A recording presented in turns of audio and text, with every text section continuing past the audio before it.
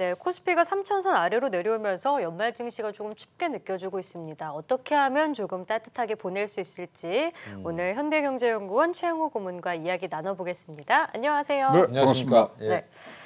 지금 코스피가 다시 3천선으로 내려오고 코스닥도 1,000선이 불안한 상황인데 올해 산타 랠리는 없는 걸까라는 의구심이 들어요. 지금 뭐 이런 조정장은 이제 필연적으로 가는데 일단은 미국장이 좀 약하게 끝났기 때문에 그것이 넘어오는 과정이고요. 특히 이제 굉장히 큰 이벤트가 있죠, FOMC. 네. 그래서 거기서 나오는 얘기들을 좀 기다리는 듯한 부분인데 사실 이제 월가 현지에서 보면요. 딱 5대5로 나눠져 있는 것 같아요. 이게 지금 매수 신중론하고 그다음에 뭐 저점 매수론 이게 아주 격렬하게 지금 붙어 있는데 사실 지금 이제 뭐 모든 것을 좀 비관적으로 생각하시는 분 이진우 소장을 포함해서 이게 사실은 이렇게 된 것 같아요. 예. 지금 공급망 병목이라는 게 이게 굉장히 지금 중요한 문제 아닙니까? 네. 그것에 대해서 희망적인 것들을 안 갖고 있고요. 그 다음에 이제 두 번째로 나는 게 노동의 생산성입니다. 네. 지금 이제 월가에서 계속 한 2주 전부터 나오는 얘기가 인플레이션하고 임금이 스파이럴 현상이 있다는 거죠. 서로 감고 올라가는 현상. 근데 그러다 보니까 지금 미국이 노동 비용이 9.6%가 올라간 거예요. 그러니까 이제 클라리다 부의장이 자신 있게 얘기한 게 뭐냐면 인플레를 일시적으로 만드는 거는 노동 생산성 증가다. 여기에 힘쓰면 우리 금방 이거 해결할 수 있다. 이런 얘기들이 지금 나오고 있는 걸로 봐서 현재 이런 이 조정장들은 매일 뭐 우리가 예측할 수 없을 정도로 그 폭들이 있습니다만은 저는 지금 저점 매수의 기회일 수도 있는 부분들이 많다.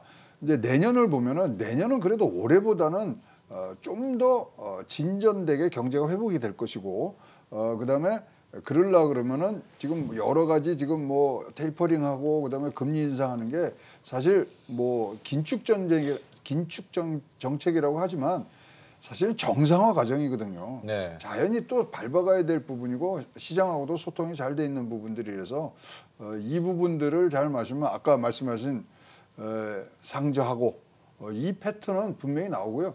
지금 돈이 어마어마하게 풀렸습니다. 이게 6개월 내에 없어질 부분들이 아니라고 생각을 하기 때문에 그 영향력은 계속 내년에도 갈 수밖에 없는 상황이 지금 증시를 떠받치고 있는 힘 중에 하나라고 보여집니다. 네. 네. 자, 그럼 반도체 얘기를 한번 해볼까요? 지금 추운 겨울이 오지 않을 수도 있다. 생각보다 춥지 않을 거다라는 시각도 많이 늘어나는 것 같아요. 그래서 최근 11월, 12월 흐름을 보면 IT가 우리 시장을 그래도 좀 받쳐주는 모습을 보였는데 내년 같은 경우에는 이제 DDR5에 대한 기대감도 있고 그렇죠. 그래서 이제 여러 가지 이제 IT 종목들도 올라오는 모습이 나오고 있는데 좀 기대해봐도 괜찮습니까? 삼성전자 굉장히 좀 호재들이 많이 들어오고 있고 사실 이제 모건 스탠리가 반성문 쓴 거예요. 그래서 또 메모리 또 인텔 이즈 카밍 했는데 그 비교적 덜 이 저점을 흐르는 정체기가 짧아졌다는 얘기로 지금 반성문을 쓴 상황으로 봐서는 지금 디램 값이 그렇게 떨어지지가 않은 거죠. 그래서 다시 이제 제자리로 오는 상황이 있고요. 자, 그러면 대개 이제 삼성 주가는 6개월 앞에를 지금 당겨와서 지금 반영을 하기 때문에 그런 부분들이 굉장히 이제 뒷받침이 되면서 최근에 삼성전자가 인텔을 누르고 반도체 업계에서 세계 1등을 했어요. 매출이랑 이런 것들이. 그다음에 또 최근에 이제 삼성전자에서 아주 심혈을 기울이는 시스템 반도체에 지금 AMD하고 퀄컴이 자기의 고객사로 이제 들어오는 부분 이런 것들이 쌓이면 굉장히 폭발적으로 올라갈 수 있는 여건은 지금 만들어 놓고 있다. 그래서 삼성전자 우리가 올해 초 같은 데는 10만, 11만까지 우리가 다 목표치를 정하고 했습니다만은 다시 한번 즉 반도체의 정체기가 굉장히 짧게 지나갈 것이다. 그러면 지금도 굉장히 삼성전자는 매력적인 그런 모습을 갖고 있지 않겠냐 이렇게 보여집니다. 그리고 삼성전자가 로봇 사업 진출을 공식화하면서 어제 로봇 관련주들이 상당한 급등세를 보였어요. 시장이 별로 크게 상승하지 않았는데도 로봇 관련주들이 더 잘 갔거든요. 근데 오늘 같은 경우엔 다 같이 가진 않지만 뭐 유진 로봇 네. 같은 경우 한 12% 오르고 있거든요. 지금 삼성의 영향이 큰 것 같은데 로봇 쪽은 어떻게 보고 계세요? 뭐 지금 이거 활성화 방안이 나온 게 아닙니다. 지금 그러니까 로봇 사업화 TF가 있었는데 네. 그것을 로봇 사업팀으로 격상했습니다. 이번에 인사를 내면서 네. 뭐 아시겠지만 LG 같은 데는 뭐 SG 로보틱스, 로보스타 이제 M&A 했죠. 그다음에 현대차도 보스턴 다이내믹스랑 이제 하면서 이런 로봇에 관해서 굉장히 많은 관심들을 갖고 있는데, 자, 삼성은 향후에 투자 240조 중에 로봇이 들어가 있어요. 그래서 이제 핵심 기술의 시스템 반도체, 뭐 바이오, 차세대 통신, AI 거기에 로봇이 이제 들어가 있고요. 올해 초에도 CES에 지금 뭐 출품한 그것이 삼성봇 핸디, 그래서 도와주는 부분들인데, 사실 마지막 이동과 통신 그리고 그것을 배달하는 부분들의 로봇이 갖고 있는 이 폭발적인 이 잠재성은 지금 어느 기업에서라도 다 탐을 내고 있는 부분들이라서 들어간 것이 맞고요. 그러나 지금 이렇게 서둘러서 우리가 로봇에 지금 투자하는 거는 조금 신중하게 생각하셔야 되는 게, 일단 활성화 방안이 하나도 안 나와 있는 상황입니다. 어떠한 목적으로 어떠한 제품을 만들 거지도 하나도 안 나왔는데 로봇 하나 얘기했다고 이것이 들어오는 부분, 이거는 충분히 이해는 갑니다. 왜냐하면 로봇을 이렇게 앞으로 내면은 삼성이 로봇에 관련된 회사를 인수합병할 것이라는 기대감이 여기 섞여 있는 것으로 파악이 되는데요. 조금 신중하셔도 좋을 것 같은 그런 부분입니다. 어쨌든 이제 세트 사업부가 이제 새로 이제 두 가지가 합쳐지면서 새로 출범을 했기 때문에 조금 더 로봇은 지켜보시는 것이 지금 좋은 그리고 안전한 투자가 되지 않겠느냐, 이렇게 보여집니다.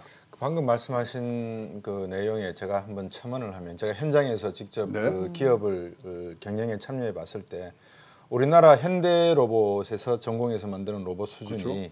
일본이나 독일에서 만든 크기보다도 일단 1.5배 크기가 크고요. 무겁기도 엄청 무겁고 아직까지는 시작 단계라는 느낌을 제가 많이 받았습니다. 네. 그다음에 두 번째는 로봇, 그러면 우리가 단순히 그냥 이렇게 기계를 옮기는 이런 역할을 생각하시는데, 많은 시청자분들이 이 사람처럼 만들려 그러면 인조 피부 조직도 필요하고요. 그다음에 센서가 필요하고요. 광학 기술도 필요하고요. 동작을 만드는 수많은 알고리즘 디자인도 필요하거든요. 그래서 방금 화면으로 관련 업종 또는 관련 기업 이렇게 보여드렸지만, 사실 이 로봇 산업 하나만 가지고도 파생 산업들이 수많은 기업들이 존재한다는 것을 염두에 두시고 이 섬유 부분 이런 것도 좀 관심을 가졌으면 하는 생각도 들어요. 그렇습니다. 그러니까 이제 활성화 방안, 예. 어떤 제품을 만들 것인가가 지금 그렇죠. 나오지 않는 상태에서 투자하시는 거는 굉장히 이제 길을 잘못 갈 수 있고요. 사실은 삼성이 큰 그림은 그거죠. 스마트폰을 중심으로 해서 전체의 뭐 집안에 있는 기기들을 다 이제 통제하고 그것을 작동시키는 그런 뭐 에브리띵 커넥티드가 되려고 하니까, 그 중에 하나의 로봇이 지금 어떤 중요한 역할을 할 수 있다. 단순한 전망치지, 로봇이 지금 우리 곽수정 박사가 얘기한 것처럼 용도가 여러 가지고요. 뭐를 하냐에 따라서 모양과 실질 뭐 해야 되는 부품들이 완전히 다릅니다. 그래서 이 부분은 조금 장기적인 안목에서 지금 보시는 것이 훨씬 더 좋을 것이라고 생각이 합니다. 그럼요. 우리가 제일 처음에 본 로봇이 이거 청소하는, 그렇죠. 예, 그것도 로봇이고 드론도 로봇이고요. 그 모든 로봇에는 AI가 들어가야 되고요. 빅데이터가 들어가야 됩니다. 기계를 조작하는 그 각도라든지 크기, 움직임 이런 것들이 실패한 데이터가 입력되지 않고서는 제대로 작동이 안 되기 때문에 좀 더 넓은 의미로 보셔야 된다는 의미 같고요. 그 다음에 또 하나가 이제 우리가 들여다볼 게 바이오주 같습니다.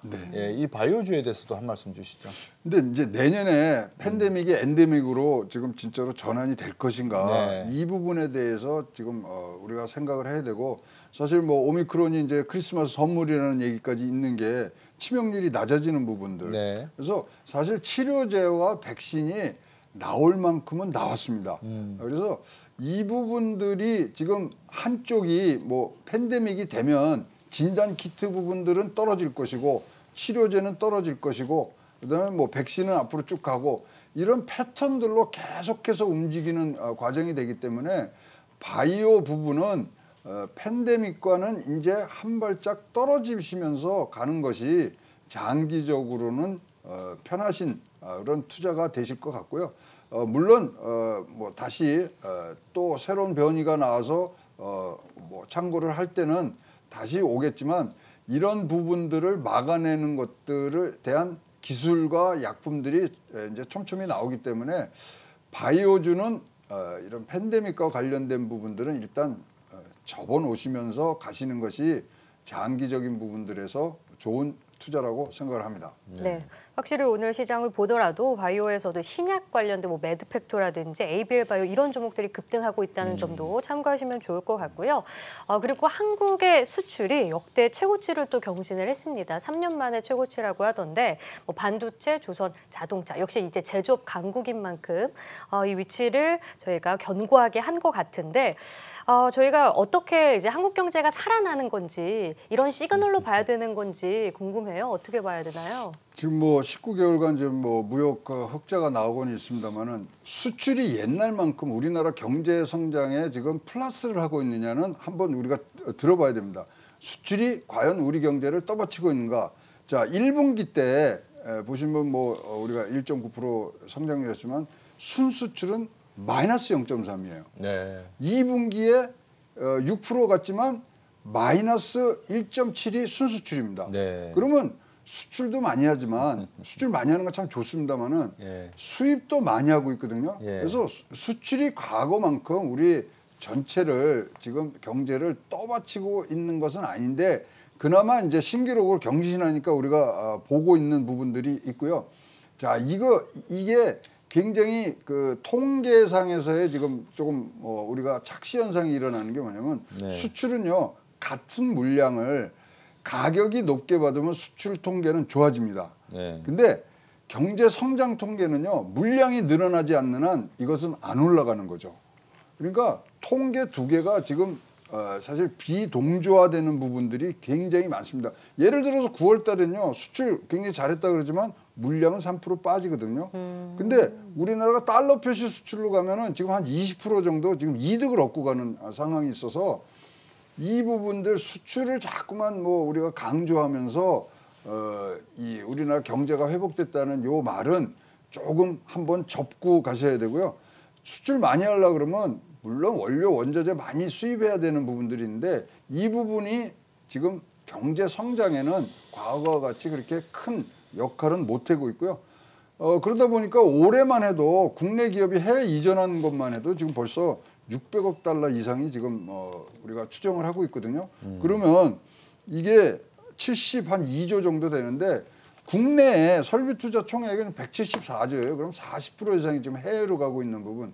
이런 것들이 순서난으로 국내에 정착을 하는 것이 훨씬 더 좋은 경제 정책인데 수출 하나 지금 잘 되는 부분들을 너무 지금 강조하는 것 같습니다. 순수출 지금 마이너스 기여를 하고 있고요.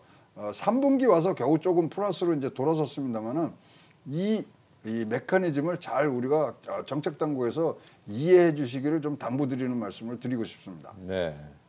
수출에 반대되는 게 수입인데 수출에서 수입을 빼면 순수출입니다. 이게 마이너스 0.2%, 5%대라는 말은 수입도 사상 최고치다 이런 그렇죠. 말이기 때문에 언론에서 나타내는 수출 최고는 일종의 프로파간다일 수 있으니 투자하시는 분들은 유의하시라 이제 이런 말씀인 것 그렇습니다. 같습니다. 예. 네, 그렇군요.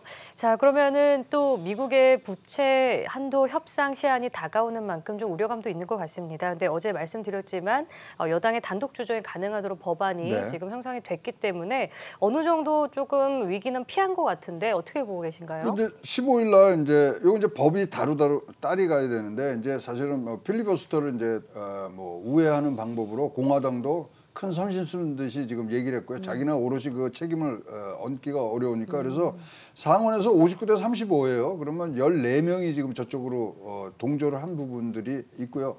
그러면 이 부분들은 사실은 60표 이상을 가져야지만 통과되는 건데 이제 과반수만 되면 가기 때문에 동력은 얻었습니다. 그래서 실제로 부채 한도에 대해서 상향 조정하는 법안은 따로 이제 지금 올라가고 있습니다. 그래서 15일 날 이것은 딱 시간을 맞춰서 통과될 전망으로 지금 있고요.